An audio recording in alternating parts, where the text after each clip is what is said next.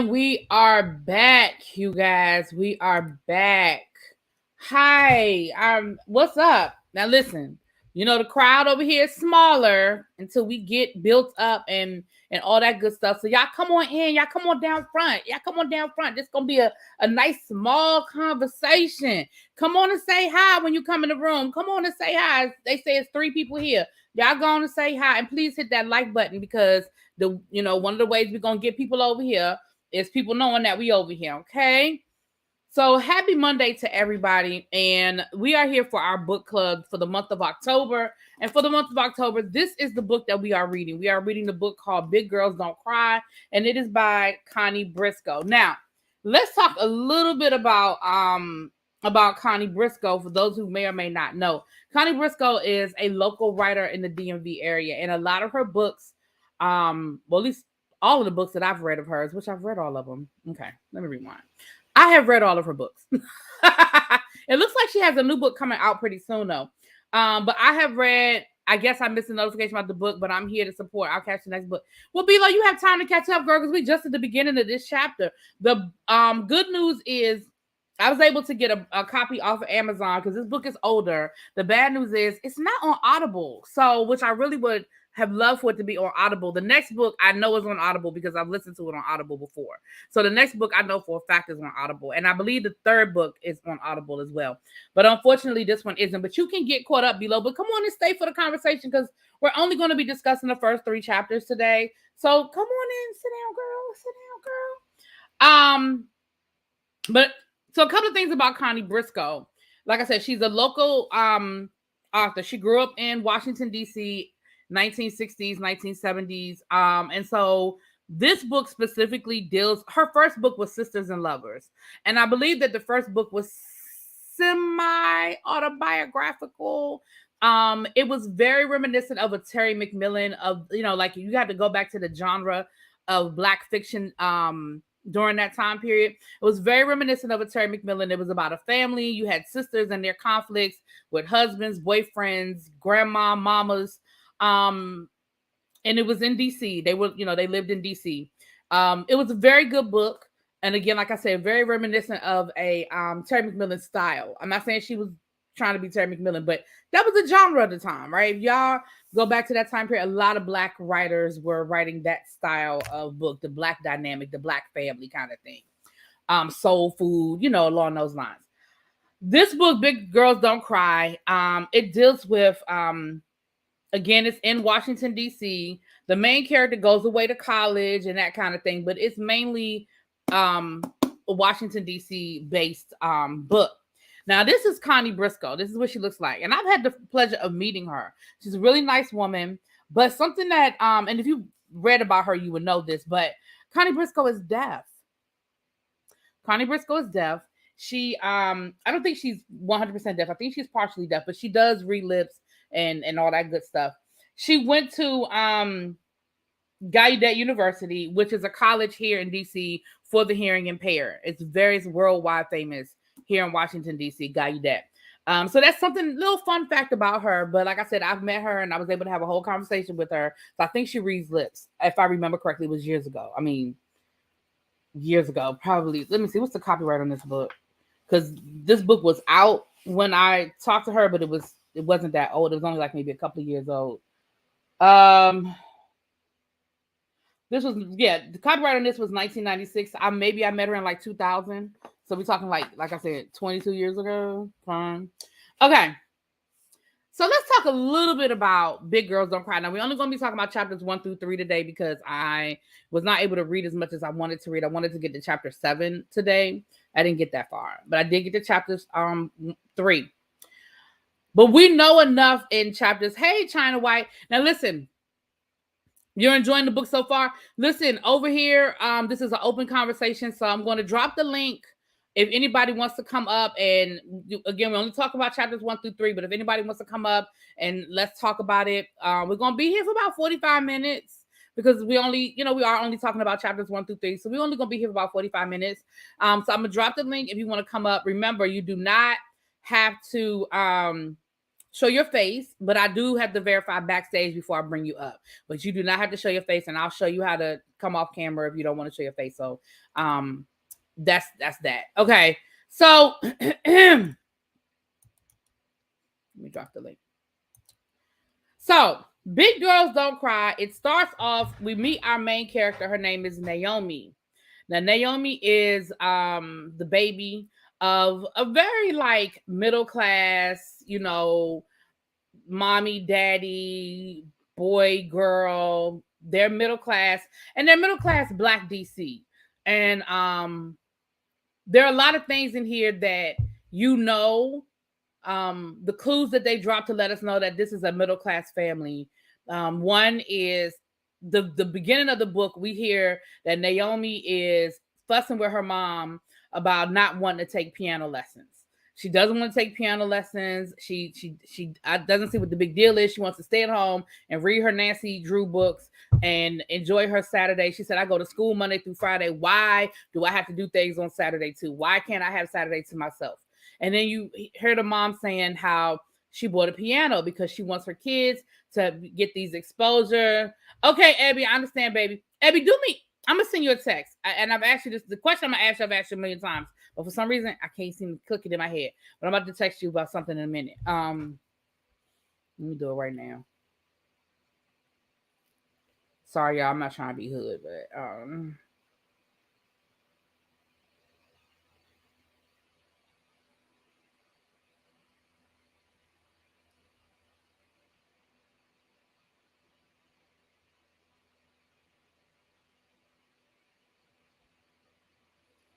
okay. So the first clue is they have a piano. Like, people who are working paycheck to paycheck don't buy pianos. So they have a piano. We hear when she's talking to her dad, we hear that her father was trying to open up his own business at one time. The fact that they have the sort of capital or have the resources to be able to open up. He wanted to open up a liquor store on Rhode Island Avenue in DC. I grew up right off of Rhode Island Avenue. As a matter of fact, my elementary school was on Rhode Island Avenue. So this book, the part of DC that Naomi grows up in is the part of DC I grew up in. Like, that section of town where they live, that's where I grew up. The school that she went to, the middle school she went to, the elementary school that she went to are the schools that I would have gone to had I gone to public school. Rhode Island Avenue is right there. Like I said, my elementary school was on Rhode Island Avenue. Very familiar with Rhode Island Avenue.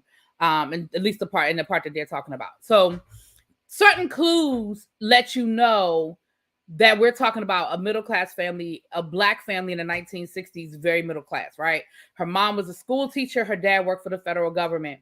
And something that she said was very interesting was she said, her parents, jobs were limited to her parents, that basically you could be a school teacher, you could work for the federal government, and in DC is still very much that town. You work, probably even to this day, probably 80% of the people that work in this area, that live in this area, work for the government, whether it's the federal government or the DC government. Both of my parents worked for the government. I worked for the federal government. My mom worked for NSA. My dad worked for the National Park Service. We know that in the Black community, school teachers were revered. School teachers were revered in the Black community. They were on the same level as a doctor or a lawyer in the Black community growing up. And so for her mom to be a teacher and her dad to be a government worker, these are all clues. Even before you dig deeper into the book, these are all clues that let you know the family was middle class. Now, I ain't saying they was rich. They was probably maybe 1 or 2 paychecks away, but maybe not even that, unfortunately, but that they were comfortable, right? They were comfortable. They were very cognizant that they wanted their children to be better, and they were giving their children the opportunities to do those things. We found out that Naomi loves fashion, and that Naomi is blessed, and that she knows how to make her own clothes.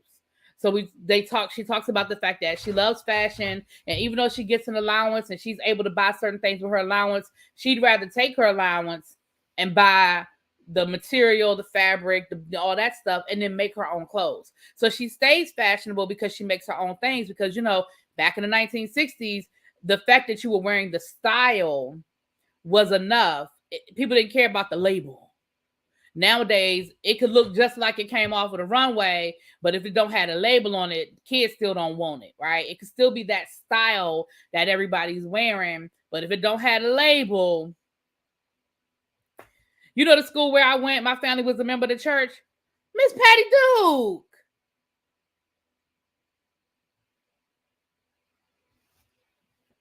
I be talking too much. I be telling my business. But I met you in person, Patty Duke. We good, Miss Patty Duke. I met you in person, girl. Didn't I meet you at James's meet and greet? I want to make sure I got the right person. That's what Fashion Nova is. Right, that's what Fashion Nova is, Janae.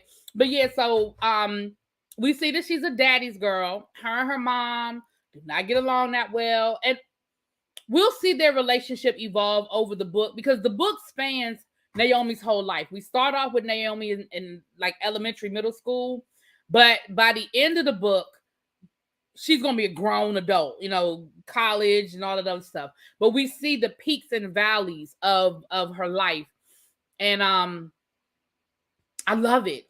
Y'all, this is really one of mine. Yeah, okay. I will make sure you the same. Okay, so I met you, Miss Patty Duke. So you know what? I went to elementary school. Yeah, honey. So yeah, I used to walk to school. I sure did. I used to walk to school every day and was right there on Rhode Island Avenue. And the fact that you said that your family went to that church tells me that I think you really do know what school I went to, because I did go to Catholic school and there is a church attached. And I went to that church as well. And so your family may really know my family, like for real, because we were very active in that church. It just depends on what years. And see if the years overlap. My mom was very, very active on the parish council and within the school. And me, my brother, and my sister all went to that school. So we knew everybody. They knew us. We knew them. Matter of fact, my first job was at the rectory. My first job was on the weekends. I would answer the door and answer the phone and take messages at the rectory. It sure was.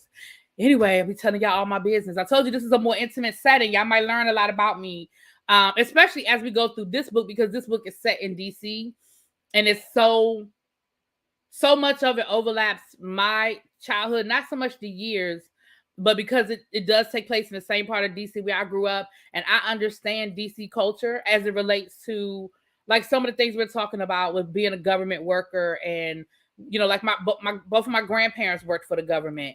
You know, both of my parents worked for the government. My grandmother worked for the Bureau of Engraving and Printing. And again, these were all Father Bava, I believe so. I think Father Baba might have been towards the end of my time there. He was a black guy, right? No, wait a minute. Did Father Baba have some problems? Is he the one that had some problems? And if it's the same person, you know what I'm talking about. But if not, then Father Baba came along probably after me. I was there with Father John. Lady V, you did hear me say chapters 1-7. That was my intent. My intent was chapters 1-7. But what I'm gonna have to do is give y'all a second one later on this week. I ain't get to chapter 7, but what I'm gonna do is finish reading chapters up to chapter 7, and we're gonna have a second video this week. That's what we're gonna have to do, because I do want to get up to chapter 7, but I didn't make it. I'm just being honest and being real with y'all. No, he was white. I didn't know Father Bava. I didn't know him at all. There was a black priest there, and I couldn't remember his name, but no, then I don't know Father Bava. That he's after my time. Then either he after my time or he before my time. One of the two. Yeah, but yeah, I went to the school. My sister, me, my sister, and my brother went to the school. Yeah. So we find out that, like I said, Naomi is a daddy's girl, and her mom clash. But her and her mom clash because her mom really is trying to make her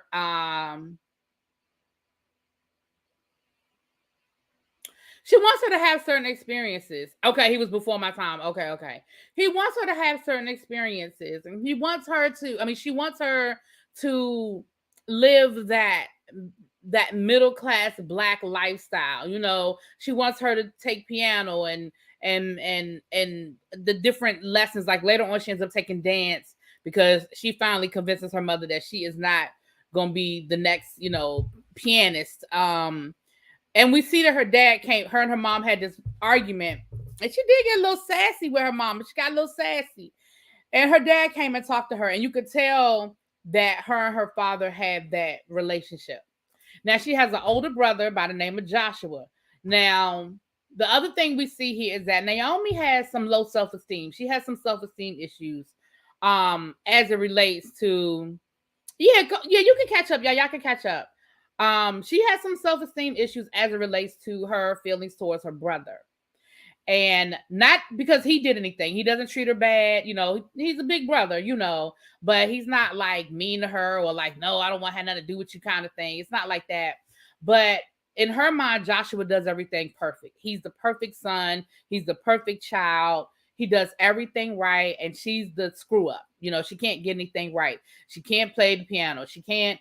She tried to take swimming lessons. And her father told her, but that's because you give up too soon. You give up too soon. You know, the minute you try something and you don't get it the first time, you quit. And so you see that becomes a theme for her.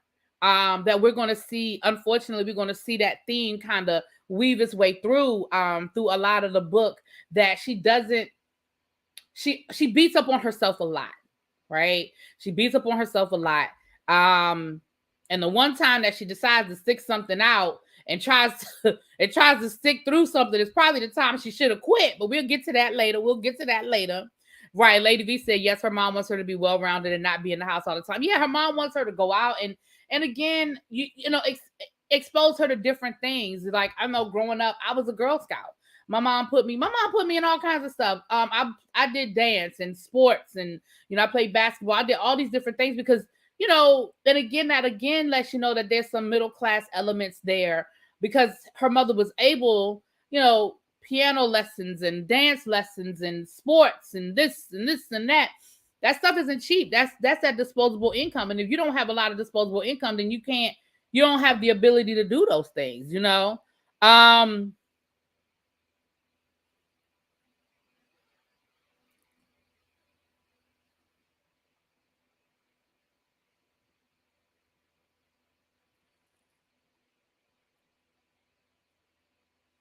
Um, yeah, she's definitely a daddy's girl. Hey, Yana. Hey, boo. So that's where the book opens up, with her wanting to read her Nancy Drew books, but her mother taking her to play piano. Something very important happens in this first chapter that affects Naomi pretty much the rest of her life. Her and her brother are in the car, their new car. I believe they said it's a newer car that the mom is riding in, and the mom gets lost looking for the piano lesson. It's their first time going, and her mom gets turned around. Ain't no GPS, y'all. This before GPS and all of that. You had directions, and if you missed a turn or you missed a street or you didn't know exactly where you were going, or the person gave you wrong directions, it was easy to get turned around. Right. Her mom said the piano cost $1,000. Right. Listen, $1,000 ain't cheap now. I mean, it's cheap for a piano now, but it's not cheap to say, okay, in our budget, we have $1,000 to spend on something. I'm sure she paid it over credit. I don't think she wrote a check for $1,000, but even to take on that type of a bill is a big deal. It's a big deal. I remember we had a piano, and I remember we bought ours used. My mom bought it from one of her coworkers, and because my mother grew up with the piano in her home. That's because my grandfather was a musician. My grandfather actually was a musician, and he was in the Marine Corps. He was a Mumford Point Marine, which are they're the Marines that integrated. They're the first Black Marine regiment. They integrated the Marines, and he was a musician. He would play taps. He was one of the musicians that played taps, and so she grew up with the piano, and she tried this moment was so reminiscent. My mama tried to get me to play that damn piano. I couldn't do it. I'm left-handed, and it's hard for people to teach people how to do things left-handed. It is so hard. And they couldn't teach me how. I couldn't get to the scales. And my granddaddy was so patient with me. He finally was able to show me how to do the scales to a point where I could at least play my scales, you know. But even with like my mom and my aunts and all them, they crochet, they knit, and they can't, no, none of them can show me how to do it left-handed. So I know how to crochet a train. That's it. And my godmother showed me how to link it together. I could link it, and I could make like a little, I think I probably made the size of a pot of a pot holder. Okay. But all the different patterns and stuff like that, like, you know, a lot of the reverse stuff didn't exist back then. So now you can find, okay, how is it for left-handed? Or you can buy the book Knitting for Left-Handed. Like, you could do all that now. But a lot of that stuff wasn't out then. And so it was just hard. And I would get frustrated because I was like, listen, y'all can't show me and I don't know how to do it and I'm done. I'm tired. So that was very reminiscent of me, for me as well, the whole piano lesson. Parents bought the piano and now somebody got to play it. Now my sister, she stuck with it. My sister could do some stuff, and my mom still plays it. My mom can play the piano, and we're actually looking for somebody to give my nephew some music lessons. So if you're in the DC area and you know a music teacher that does children, let me know, please, because we're looking for, because he loves music, and we're looking for somebody for him to teach him how to play the piano and play the drums and stuff like that. He loves music. He loves to sing and all of that. Anyway. So they're on their way to go to their piano lesson, and their mom gets lost. And she ends up going across the bridge into Virginia. And that's a big deal. It's a big deal because back then in the 1960s, Black folk didn't go into Virginia. I mean, I ain't gonna say they never, ever, but we talking about what Naomi was in elementary school and she said she had never been to Virginia before. So that's what that tells you. Now, if you grow up in this area now, going to Virginia is nothing. Like, I go to Virginia. I mean, the airport is in Virginia, you know, Pentagon City. We go over to the mall in Virginia. My uncle used to have a store in Springfield Mall. We used to go down to Springfield Mall all the time. A couple of the organizations that I'm members of, we meet in Virginia. You know, going to Virginia isn't a big deal anymore. But back then, it was just not something you did. If you lived in DC, you lived in DC, you stayed in DC. That's what you did. And I mean, and they had everything in DC that you needed. You had, you know, you could do your shopping in DC, or if you did, you might have went into what we call PG County, you know, but you ain't didn't do Virginia. I mean, we're talking about very racist. I mean, look now in Virginia. Now, the Virginia Northern Virginia, we call it, you know, Northern Virginia, that's up here close to DC, you know, Alexandria, Arlington, that area that's right there near, you know, a lot of people work in DC that live in those areas or what have you. They're a little bit more liberal. But when you look at Virginia as a whole state, remember, Virginia just flipped blue. Virginia is still considered a purple state. They are very much a Republican state. They just flipped blue during Obama. And every election, it's a toss-up. They're considered a purple state. And don't forget Charlottesville, the whole racist Charlottesville incident that happened right after Donald Trump was elected. That was Charlottesville, Virginia. Okay? So Virginia is still very, very much, you know, a place, you know, certain areas you might not want to get caught, you know, at night by yourself. Okay? Now, she was going across the bridge, and because she was lost and nervous about going into Virginia, she was driving very slow. You know, number one, she was nervous. Number two, she was lost. Number three, she didn't want to get pulled over. She didn't want anybody to have a reason to say anything to her.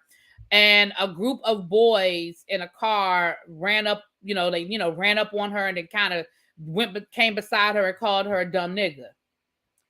Which, of course, it hit Naomi and her brother, because Naomi said, hey, that's the first time anybody's ever called me a nigga. Like, I know what it is. I know it's a slur, but because I grew up, you know, I grew DC, never left DC. My neighborhood is Black. My school is Black. My friends are Black. It was never said to me as in that manner.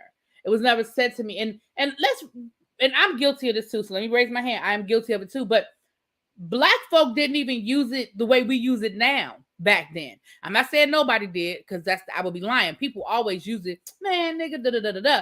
But it wasn't something that was said in polite society. It wasn't something that was said around women, right? It wasn't used the way we use it today. It certainly wasn't in music and stuff like we have it today. So for her, it was a response for her to be like, oh my gosh, like I've never been called that before. Like, call me a nigga, you know? And that incident stayed with her. I mean, her mom ended up turning around, going back, and they talked about it. And she was like, I don't want to go to my piano lesson anymore. I'm too upset. And her mother said, we're going to go to this piano lesson, because what you're not going to do is allow some racists to stop you from doing what you need to do. And I think there was a lesson in that, because her mom could have very easily said, all right, you're right. I'm upset. You guys are upset. We're going to go home. Maybe we'll have some ice cream, make you guys feel better. But her mama said, no, we're going to go play this piano.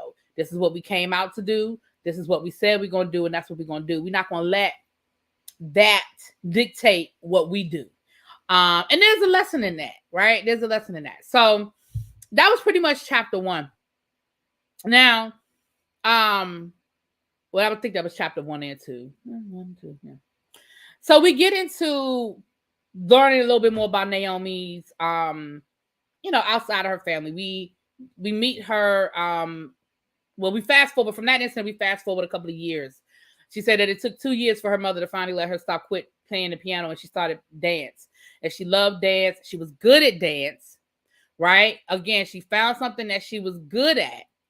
And now she was in a more comfortable space. And her teacher told her she was good. So that enforcement of her teacher saying, hey, you're good at this, combined with the fact that she already didn't she did enjoy dance, sort of gave her what she needed. And so she's doing dance now. But because her mother is who she is, she was like, I can't let my mama know I like it too much, because then my mama will have me in tap, jazz, ballet, modern dance. She said she'll go overboard. So I got to let her know I like it, but not too much, because I don't want to be in dance every day of the week, right? Again, that just lets you know that who the kind of person her mother was, as far as, oh, you like it? Okay, cool. We're going to make it happen, you know.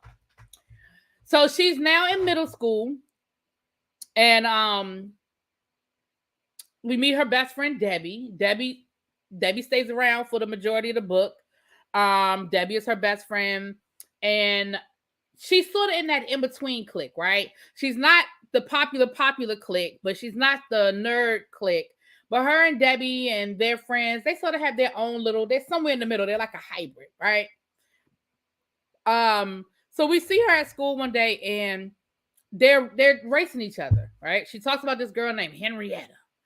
She talks about Henrietta and how Henrietta is from the, she's from the other side of Rhode Island Avenue with the older apartments and the projects, and how Henrietta's a rough one, and she got her little gang of crew, her little crew that she rolls with, and how don't nobody really mess with Henrietta. And she tried to stay out of Henrietta's way too, right?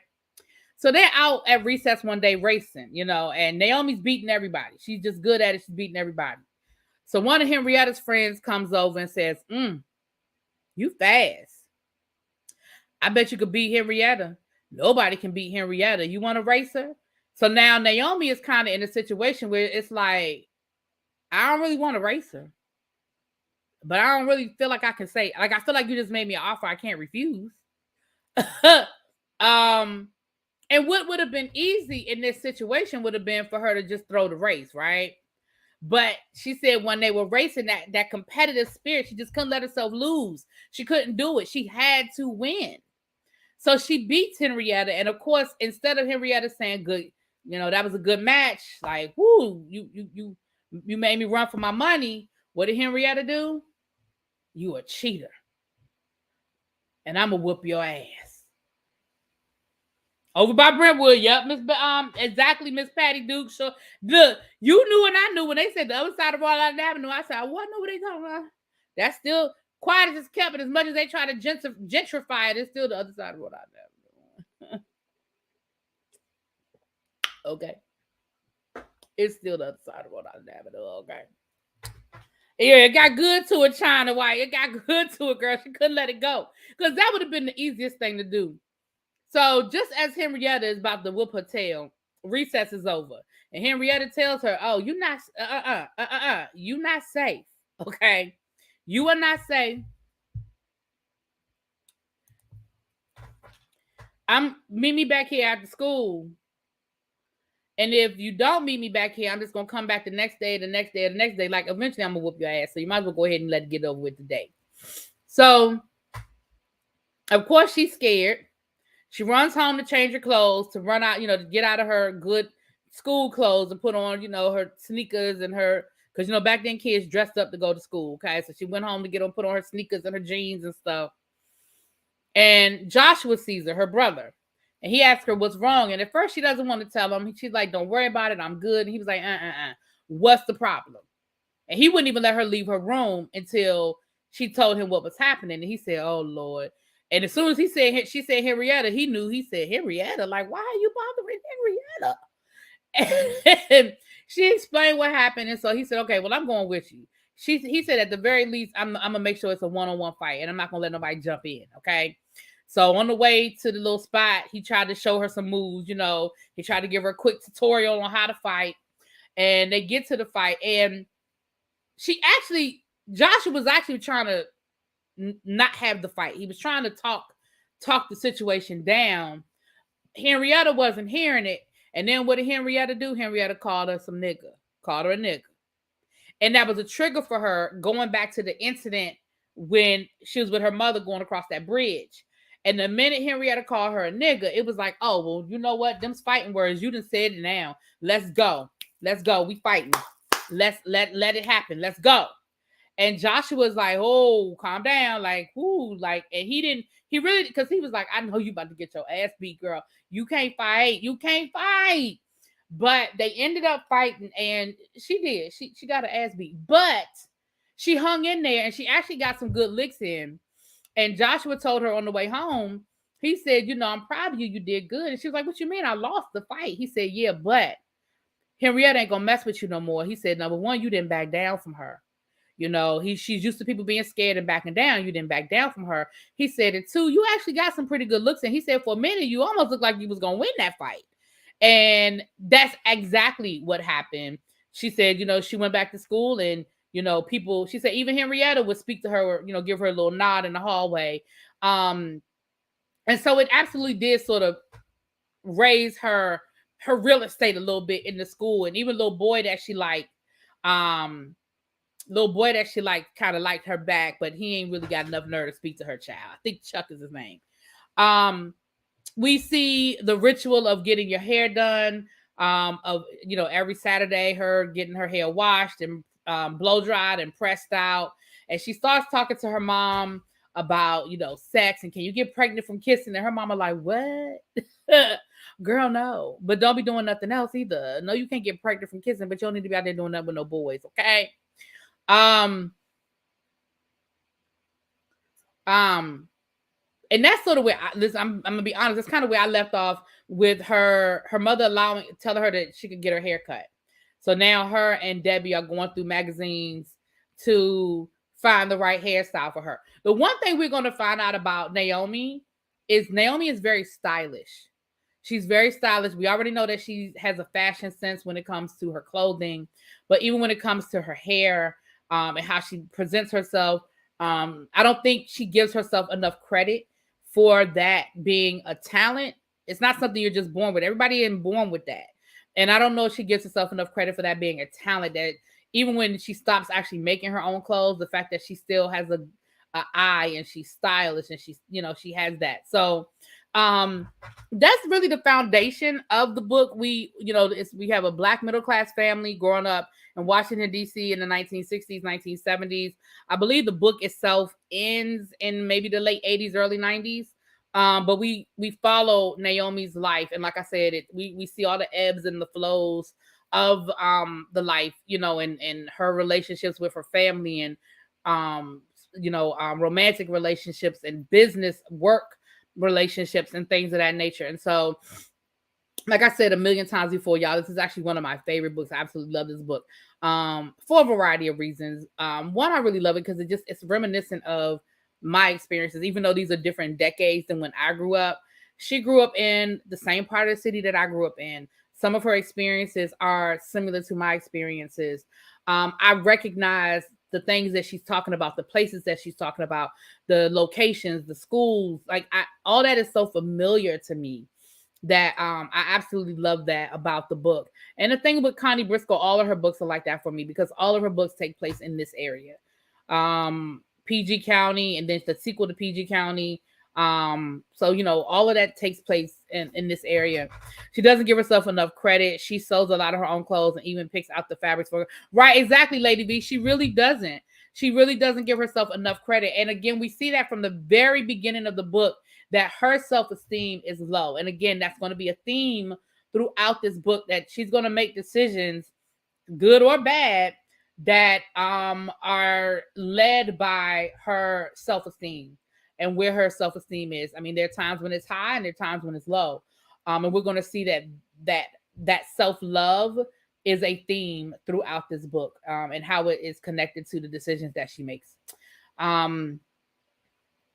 Yeah, I don't want to say too much, but a big turning point is coming up in the next couple of chapters when we see her meet some new friends and going into high school. And we're going to see how those things affect her future. Okay. I will be back. We'll have to just do a part 2. I know I said we would do chapters 1 through 7, but I just couldn't get it done, y'all. My plan was to, when I was going, because I went to New York this weekend, and at first I was going to catch the bus, and I was like, oh, I'll be able to read the whole thing on the bus, because the bus was 4 hours up and 4 hours back, and I was like, I'll be able to read it. But I ended up driving, and like I said, the book is not on audiobook, so I'm reading it, and I should be up to chapter 7 later on this week. Maybe Saturday we'll be able to do it. Maybe Saturday evening, because Saturday during the day I have something to do. Maybe Saturday evening. Okay. So Lady V, hang in there with me, baby. Hang in there with me. But we are reading it and we are on it. Okay. Something tells me she went to the same junior high school. I really like how her story ends. It's so good, Lady V. It is. I love how it ends as well. I definitely love how it ends as well. Something tells me she went to the same junior high school. The same junior high school as you did?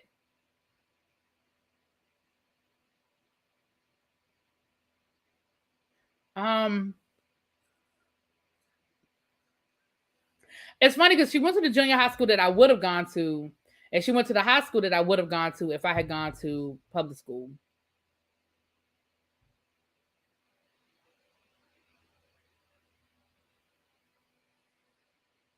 So, all right, you guys, I'm going to get out of here. Don't forget the Whether You Like It or Not panel is back. We'll be discussing the Real Housewives of Potomac, and we will be on Yarrell's channel.